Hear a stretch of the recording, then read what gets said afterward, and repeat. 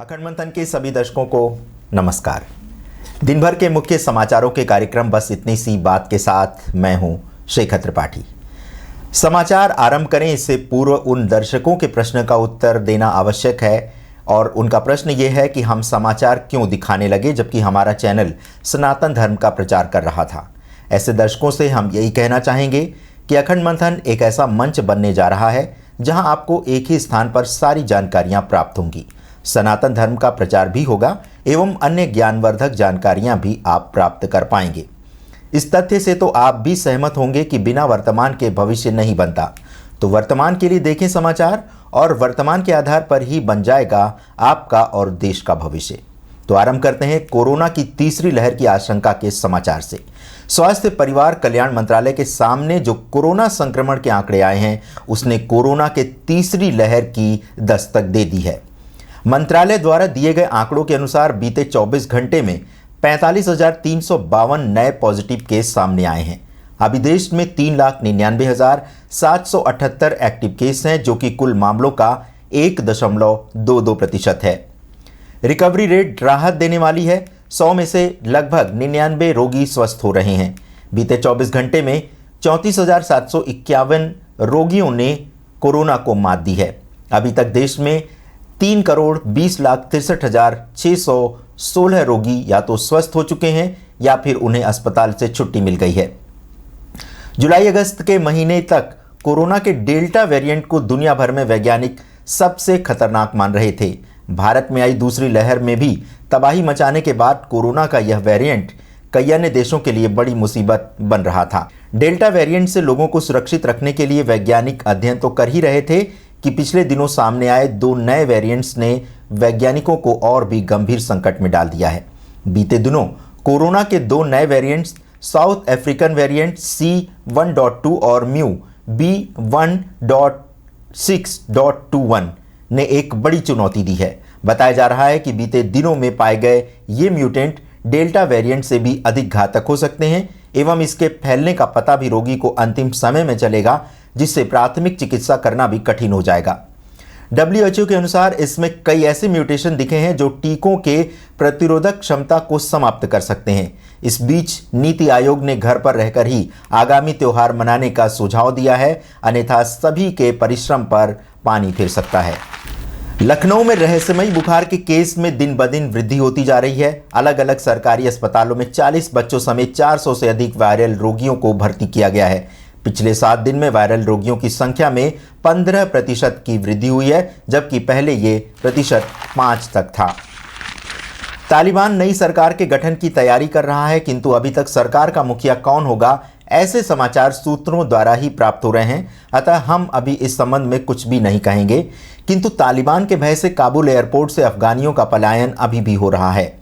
इसके लिए अफगानियों ने अपने घर की महिलाओं बेटियों का विवाह पैसे देकर ऐसे पुरुषों से कर दिया है जो काबुल से बाहर जा रहे हैं। नागरिकों का मानना है कि ऐसा करके ही वे अपने घर की महिलाओं को सुरक्षित अफगानिस्तान से बाहर निकाल सकते हैं। तालिबान को जब ऐसी सूचना प्राप्त हुई तो उसने काबुल एयरपोर्ट पर होने वाले हर प्रकार के निकाह को बंद करा दिया है। अमेरिकी अधिकारी इस बात से चिंता कर रहे हैं कि कहीं पलायन के नाम पर अफगानी महिलाओं की तस्करी का खेल आरंभ ना हो जाए। संयुक्त अरब अमीरात में रेस्क्यू केंद्रों में से एक में ये पता चला है कि अफगान महिलाओं के कुछ परिवारों ने तालिबान से बचने के लिए उन्हें विवाह करने के लिए विवश किया। परिवारों ने कुछ ऐसे पुरुषों को पैसे भी दिए जिसने उनकी लड़कियों से विवाह किए। लड़कियों की विवाह ऐसे पुरुषों से कराया गया जो काबुल से निकलने योग्य थे। यहाँ तक कि महिलाएं वैसे भी तालिबानियों के आतंक का शिकार रही हैं। इसी भय से पलायन का ये नया तरीका सुझाया है। वैसे तालिबान ने उन महिलाओं की यात्रा पर प्रतिबंध लगा दिया है जिनके परिवार के पुरुष सदस्य यात्रा में उनके साथ नहीं हैं। दिल्ली दंगे के विषय में जिस प्रकार से दिल्ली पुलिस ने भूमिका निभाई है उसे देखकर दिल्ली के न्यायालय ने कड़ी प्रतिक्रिया व्यक्त की है। कोर्ट का कहना है कि जिस प्रकार से दंगे की जांच एवं साक्ष्य एकत्र करने का कार्य दिल्ली पुलिस ने किया है वह पुलिस विवेचना के काले अध्याय के रूप में जाना जाएगा। कड़कड़डूमा के एडिशनल सेशन जज विनोद यादव ने कहा है कि जब इतिहास विभाजन के बाद से राष्ट्रीय राजधानी में सबसे भीषण सांप्रदायिक दंगे को देखेगा तो पुलिस की विफलता सदैव पीड़ा देगी। इसीलिए साक्ष्य के अभाव में कोर्ट को आम आदमी पार्टी के पूर्व पार्षद ताहिर हुसैन के भाई शाह आलम एवं 2 अन्य आरोपियों काशिद सैफी एवं शादाब को एक दुकान में लूटपाट और तोड़फोड़ करने से जुड़े मामले में बरी करना पड़ा। फरवरी 2020 में दिल्ली के चांदबाग से तीनों को गिरफ्तार किया गया था। न्यूजीलैंड के ऑकलैंड में शुक्रवार को आईएसआईएस के आतंकियों ने एक मॉल में हमला कर चाकू से 6 लोगों को घायल कर दिया। पुलिस ने तुरंत ही हमलावरों को ढेर कर दिया। बताया जा रहा है कि आरोपी हमलावर श्रीलंका से 10 वर्ष पूर्व पलायन करके आया था। जिस समय यह हमला हुआ उस समय मॉल में अत्यधिक भीड़ थी और लोग स्वयं को बचाने हेतु बदहवास दौड़ रहे थे। घायलों में से 3 की स्थिति गंभीर है। अमेरिका के न्यूयॉर्क में ईडा तूफान के कारण 44 लोगों की मृत्यु हो गई है। इससे पूर्व न्यूयॉर्क के एक अभूतपूर्व आकस्मिक बाढ़ की आपातकालीन चेतावनी दी गई थी। रिकॉर्ड वर्षा ने सड़कों को नदियों में बदल दिया, जिससे मेट्रो सेवाएं बंद करनी पड़ी। मैनहट्टन, द ब्रोंक्स और क्वींस सहित न्यू जर्सी और न्यूयॉर्क बोरो में बाढ़ ने प्रमुख सड़कों को बंद कर दिया, कारों को जलमग्न कर दिया और सैकड़ों लोगों को बचाने के लिए अग्निशमन विभाग को आगे आना पड़ा। मात्र न्यू जर्सी में कम से कम 23 ऐसे लोगों की मृत्यु हुई है जो अपने अपने वाहनों में फंस गए थे। इनमें से 11 ऐसे लोग भी थे जो अंदर बने तहखानों से बाहर ही नहीं निकल सके। तालिबानी आतंकी प्रवक्ता जबीउल्लाह मुजाहिद अपनी आगामी सरकार में चीन को सबसे बड़े भागीदार के रूप में देख रहा है। मुजाहिद जानता है कि अफगानिस्तान की आर्थिक स्थिति संकटग्रस्त है और उसे चीन से मिलने वाली फंडिंग पर ही पूरा विश्वास है। उधर चीन भी वहां निवेश करने एवं देश के पुनर्निर्माण के लिए तैयार है। तालिबान चीन की महत्वाकांक्षी योजना 1 बेल्ट 1 रोड को भी काफी महत्व दे रहा है। वैसे अफगानिस्तान में लगभग 200 लाख करोड़ की खनिज संपदा है, जिस पर चीन की गिद्ध दृष्टि है।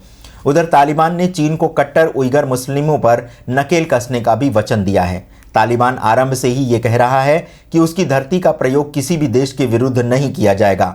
वैसे अमेरिका एवं अंतर्राष्ट्रीय मुद्रा कोष द्वारा अफगानिस्तान को दी जाने वाली संपूर्ण आर्थिक सहायता पर रोक लगा दी गई है।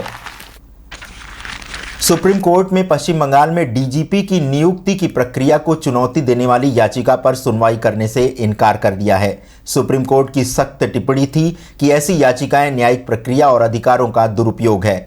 पश्चिम बंगाल सरकार ने सुप्रीम कोर्ट में याचिका दायर करके ये मांग की थी कि राज्य सरकार को बिना संघ लोक सेवा आयोग के हस्तक्षेप के डीजीपी की नियुक्त करने की अनुमति प्रदान की जाए। केंद्र सरकार के कर्मचारियों की तिजोरी दीपावली से पूर्व ही भरने जा रही है। कर्मचारियों को महंगाई भत्ते की दूसरी किस्त मिलने वाली है। इससे पूर्व जनवरी से जून तक का डीए पहले ही बढ़ाया जा चुका है। वैसे प्रतिवर्ष 2 बार कर्मचारियों का डीए बढ़ता है। प्रत्येक 6 माह पर डीए प्राप्त होता है, किंतु वर्तमान में मूल वेतन से 3% अधिक वेतन प्राप्त होने की आशा है। भारत को शीघ्र ही ऐसा हथियार मिलने जा रहा है जिसके पश्चात समुद्र में चीन और पाकिस्तान के रचे प्रत्येक षड्यंत्र का उत्तर दिया जाएगा।